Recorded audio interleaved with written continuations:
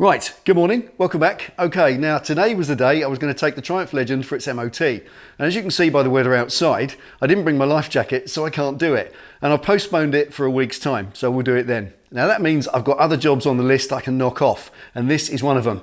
I've been putting this off for a little while. It's a very simple task, an upgrade on this Harley Davidson that makes it a little bit easier to ride and a little bit easier to live with. I'll show you. Right, the task in hand today is to modify this rocker gear change arrangement. These things come from the 1920s when there was a foot clutch, and it's kind of a style exercise these days. So the task for me is to remove the rear heel shifter. They're largely redundant. Most people don't lift their whole leg up and tread on them, and they do get in the way when you're riding. So once that's removed, we're going to remove the front lever, which is the usual regular conventional lever, shift it out to the outside position to give it a little bit better positioning for the toe, and that means making a spacer that goes in between the shifter and the engine casing. The spacer there at the minute is a piece of rubber tubing. It's not going to be long enough, and I don't like a piece of rubber tubing on a bike of this caliber. We can do something far better. So let's get on the lathe with some Delrin machinable plastic and make a really nice little spacer and make a really nice job of this modification. Let's do it.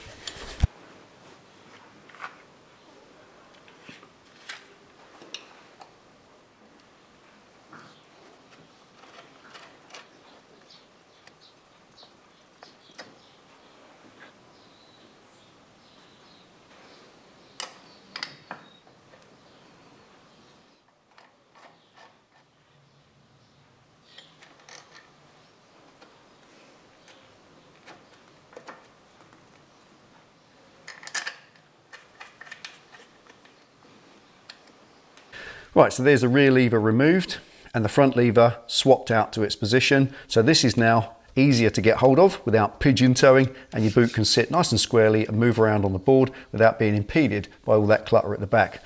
And this is the problem it creates. That's the exposed spline. We need to cover that up so it doesn't corrode anyway. And this is the little piece of rubber hose that Harley put in place to stop this whole assembly lozenging about in its hole. Now, that right there is what I've got to replace. I've got to make it the right size to go over this part of the shaft, which is thicker. I want to come out to the edge of this casting to cover up that exposed little bit, which would look nice, and at the same time make it long enough to come all the way out to butt up against the back here of this shifter, so it's nice and filled the gap and it looks nice as well.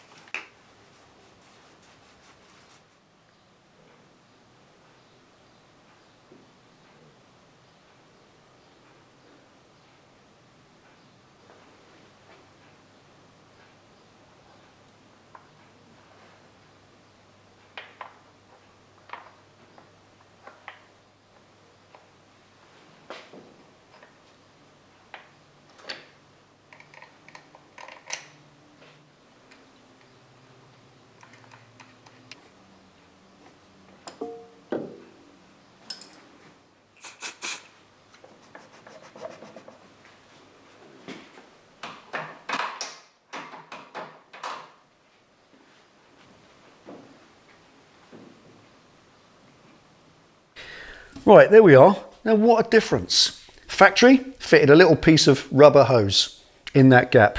That's pretty lame. Look at that. Absolutely superb. A fantastic upgrade, a big difference, and costs next to nothing. Now, all right, you may not have a lathe in your life, but they are achievable. People sell them secondhand. So if you ever feel the need or you feel the desire to buy yourself a small hobby lathe, that's the sort of thing you can make. It saves an awful lot of money. Something like that with a Bar and Shield logo on it might cost £25. What a saving, and you made it yourself. That's always better. So there we are, that's that job done.